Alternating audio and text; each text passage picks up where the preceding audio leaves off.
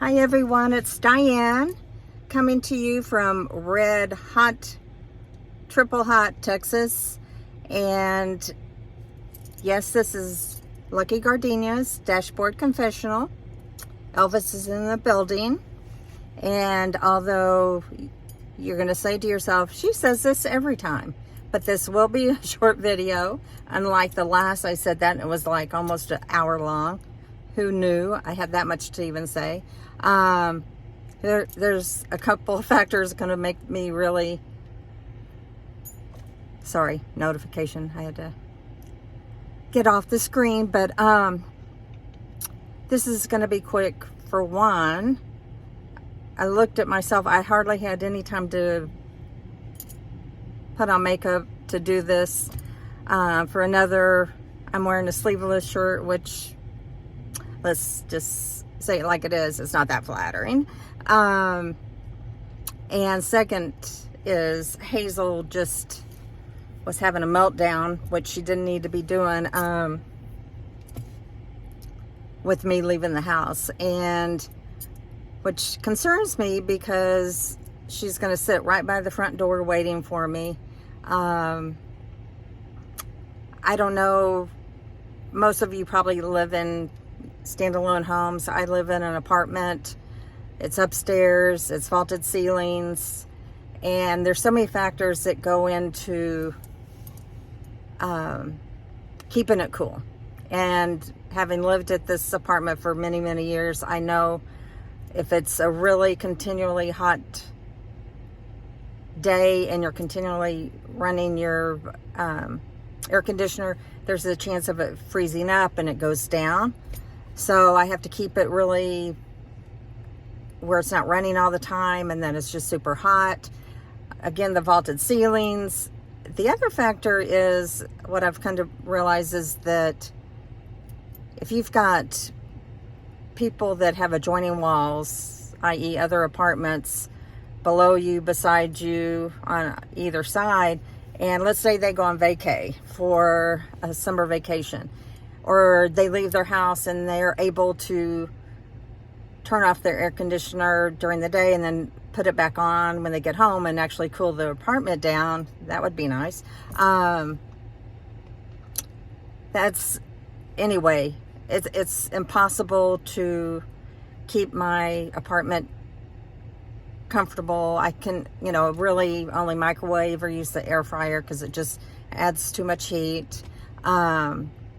So I'm counting down the days to get through July and August.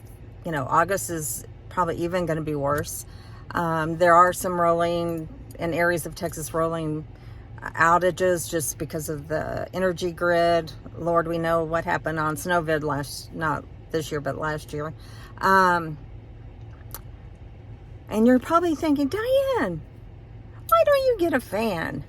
Well, guys and girls, all my friends, I think I've got it down pat that I have probably 5 people that watch me maybe monthly, and I thank you dearly. If you are new to my channel, I'm the good, the bad, the ugly, but I would love it for you to subscribe, tell friends. I would love to get a bigger viewing audience. I think I have 5 people that maybe watch me, and that would be you, Cricket. Hello.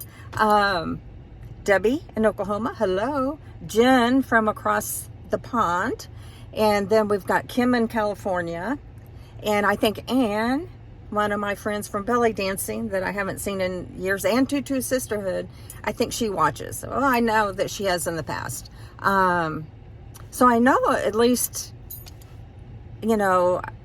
that's one reason why I'm doing this, is just because it's kind of my commitment to it once a month to kind of give a life update, regardless of how uninteresting my life is. So I made 2 trips to Walmart for fans. A couple weeks ago, I walked out of there with 3 fans.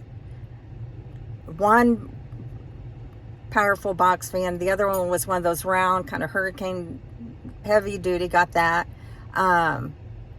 And then I got a little oscillating one to put by the bedside. And you would have thought that would have done it, because I had fans that worked from last year. But no, it was just hotter than hell. I'll just say it. So I went back to Walmart on my weekly grocery run, and I'm just gonna buy more and take it to the storage unit once it cools down. But I got two more big hurricane fans. I've got another box fan and then another one, oscillating one. And I walked out. I had to go in and get those first because that took up the whole shopping basket, and I hadn't even done my grocery shopping. Took that out to the parking lot, and the guy that had to check my receipt Elvis was leaving the building.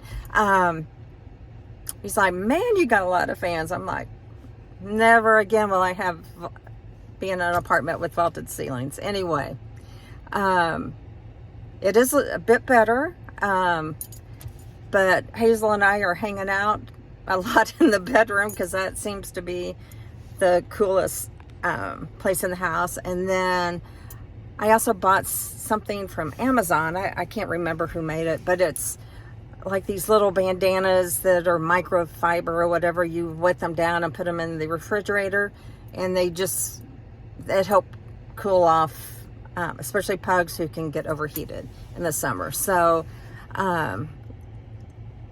the heat is real here in Texas, and I know Cricket and Debbie and Ann, y'all are all dealing with the same. Jen, I don't know what your temperatures are over across the pond. I think you're a little further north than we are. So why don't you leave me a comment, let me know. I actually wrote down some talking points, but I have to reach down and get my glasses, and I'm trying to do this quick. So I'm just going to do a roll with it. I will maybe do another video, maybe play a ukulele song, who knows. I created a new pick-to-pad, and I named it Hazel, and it's kind of an abstract pug, really cute.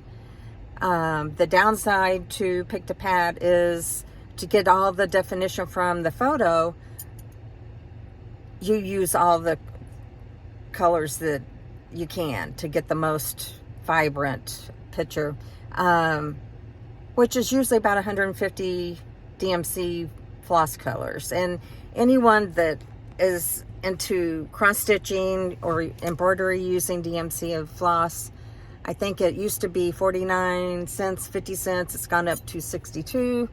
Michael's been having 20% off total purchase, so I get my floss from them. This is going to surprise you, but I don't have a really great organized system for all my floss. I have a big carry bag full of, I do have them bagged in the different, like 100, 200, 300. And I do have the little index card that references what color is what number. I probably have $5,000 worth of DMC floss. And I'm not bragging. That's just over the years. Picking out all the floss I want to do these projects in my head that I buy the patterns and just haven't gotten to. I'm trying to think of, there is one that I'm working on. It's called the Merry-Go-Round by Long Dog Samplers. I think I told you about that. I do want to start the Hazel. And then I found a really just cheap little cross-stitch pattern. It's a dimensions. It says faith, I think, or faith, blessed, thankful, or something like that. And it has some arrows, which reminds me of Patchy Bells, and then some flowers. So it looked really easy, short, not a huge time investment. So been not doing that as much as I would like. I want to get to it. Also, changing hand, guys. Watercolors, start using some of the palettes I have, doing some of the watercolor classes that I've already purchased. They're online. I have been watching some YouTube. I love watching people who buy new sets and give their opinion on the the brand. And Daniel Smith, who I've told you is my favorite all-time paint, their U.S. Manufacturer, out of, I think, Seattle or Oregon. And they do on their Facebook a Friday or Thursday afternoon Zoom call for about an hour, or Facebook Live, talking about different mixing paints, the use of paints. There's all kinds of artists from all over the world on it, and then they have a featured artist on Friday. And I think that's a little bit earlier, but they do videotape them and then upload them on Daniel Smith's YouTube channel. So check it out. It's really interesting. And you've got people from all over the world and just getting their thoughts, and it's just amazing. It's interesting. I've also joined a Facebook group for The Artist's Way by Julia Cameron. And there's a lady on there that wanted to do like a subgroup that would kind of an accountability. So missed the first call. I'm hoping to make it there on Mondays. So if you're interested in following along with that, with the book, I think they came out with the 25th anniversary version. I don't think I've ever totally read it book cover to book cover, but hoping to do that. And I'm going to try and look at my list. Dallas Cowboy Training Camp is coming up at the end of the month. I cannot wait. You know, I've gotten addicted to the Cowboys and all their podcasts and coverage. So during the off season, it's been like really dead. Okay, I'm sorry guys. I'm looking at my notes. I have written down here, peach cobbler. If anyone that's watched me over the years, I am one that gets a craving and I just have to have it. And I just got to thinking about my mom's peach cobbler. We used to, growing up, we had a very prolific peach tree in the backyard and the most luscious homegrown peaches. And she would make the best peach cobbler. She was such a good cook. And peach ice cream, we would make peach homemade ice cream. So I went to on my van trip this week. It was actually a peach pie that was unbaked. It looked almost homemade, and tasted it before it cooled down, so you really don't get a good gist of what it's going to taste like. And then I was a little bit disappointed. I don't know about y'all, but I like it kind of sweet and tart. So I was about to chuck it, and because if I'm going to use calories, I want to use it on something that is delicious. So I got this brain surge idea. Well, why don't I just add some sugar and squirt in some lemon concentrate, lemon juice into the already baked pie, and it actually did make it better. So I was able to salvage that, and now I know, I just have to doctor it up, which I do with most everything I make. In fact, I'm probably going to go buy another one. They had also cherry pie, and they had strawberry rhubarb, which I think I maybe only tasted once in my life. But they all sound wonderful. But, it's a risk or pros and cons, because you're going to heat up the apartment. But, so that's my latest craving. And then what else? I've been watching a floss tube channel. I think it's Carla something crafty. She uploads on Sundays, and she does a monthly Zoom call, which is coming up on, I think, this Saturday. So if you're interested in joining, send me or comment under the video. I will give you her Instagram information, and you can ask her for the call-in for the Zoom call. That would be great. Cricket, if you could join, it would be really fun. I think it's at 2 o'clock Pacific time. So for Texas, it's going to be, I think 4. So you're in Arizona. I'm not sure if you're on daylight savings time or not, but Pacific time is 2 o'clock Saturday. So plan to be doing that. And then she also talked about this community project she wanted to do. Now, I don't think I will be joining her in helping her accomplish this. But her mom succumbed to COVID. She is one of the individuals that got COVID and passed away. And she became aware of a national stitching kind of memorial project that they give you, I think, the shape of your state, and then there's a number of red crosses for the number of people that passed away on that day, and then other people are going in and filling the open space on that whatever segment you have, and some are doing pick-to-pat photo cross-stitch of their loved one that passed away. So if that's something that really talks to your soul, that's something that you could do, and it's a way of working through the losses that we've all had. I tried to think of, how I've dealt with, or how I kind of memorialized COVID and my feelings, and one has been through this vlog over the last 2 years, and then my haikus. I did a couple just specifically, it's hard to say, COVID related. And then I had a lucky quilt that I had created years ago. It had since my job at Xerox, I was on the phone all the time.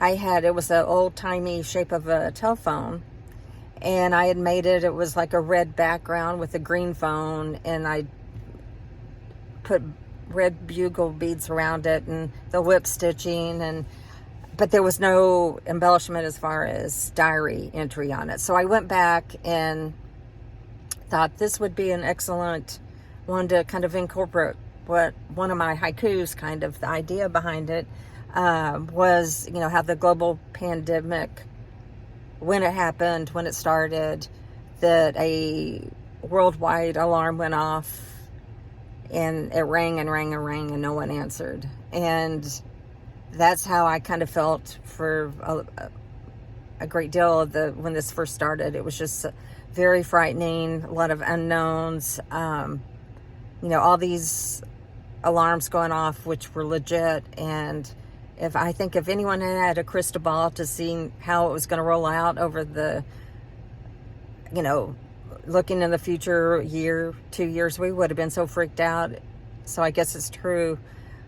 You probably don't want to know your future, because it's probably scare the dickens out of you.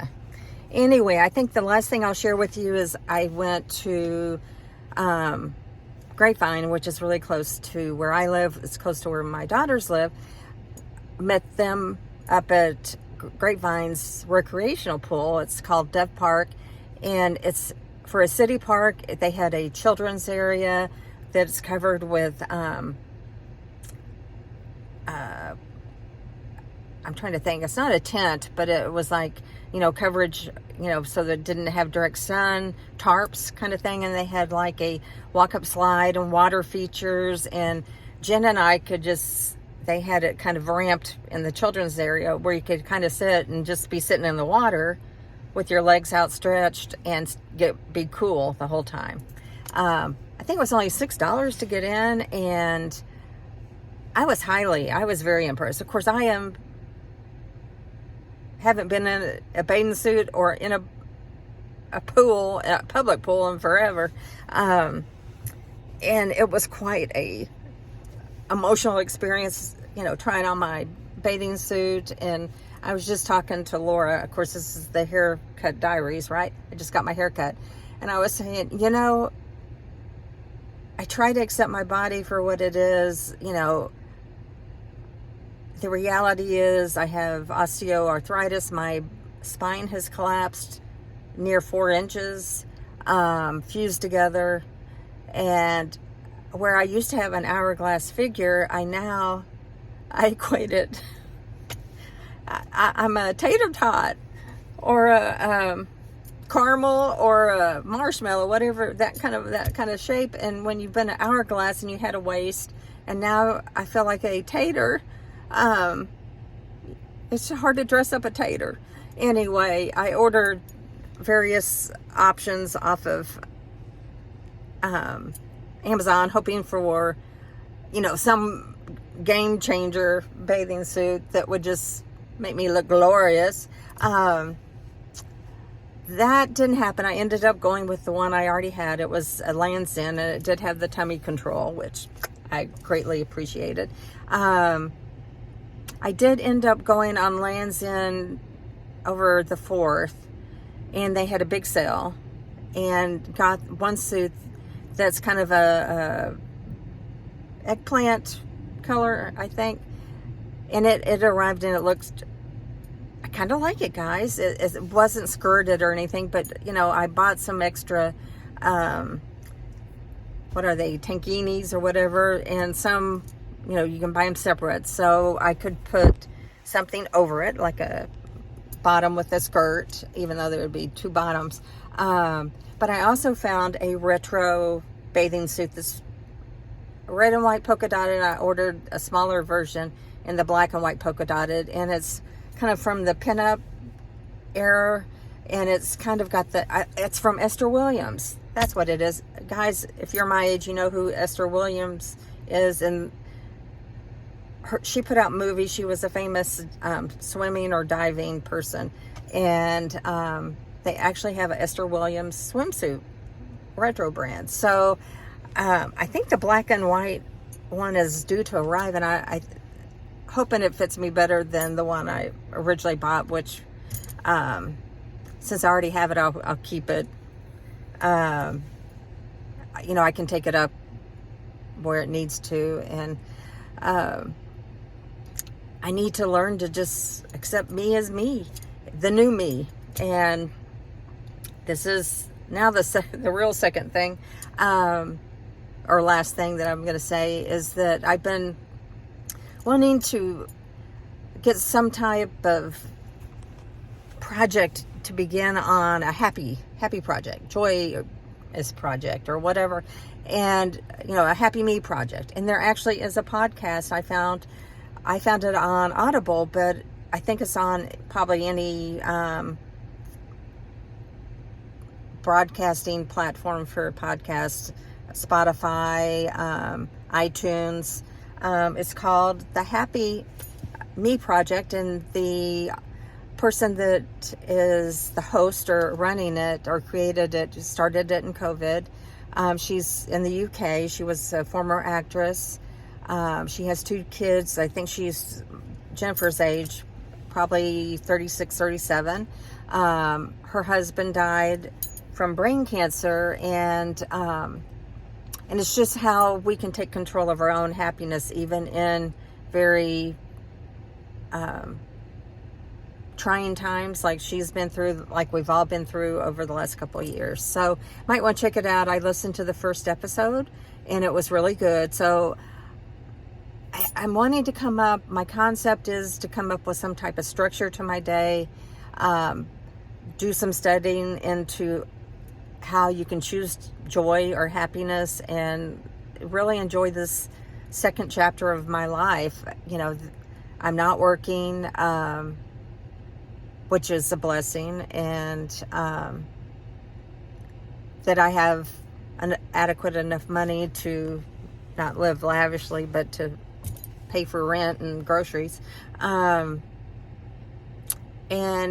just make the most of this whatever time I have left. We all know that it can just end in a split second, as my family's experienced losing Dylan to a car accident about 3.5 years ago. So like Mark Holmes always says, and I've been saying it, tell the people you love that you love them when you're on the phone and you're hanging up. Say, I love you. And express what you're going through your head, all the nice thoughts you have about your children, and how proud you are of them and their accomplishments, and just thriving today or getting by is a major accomplishment. And your friends. And I need to be better on this. I need to put more effort into establishing a wider friendships. So that's going to be on my happy project list.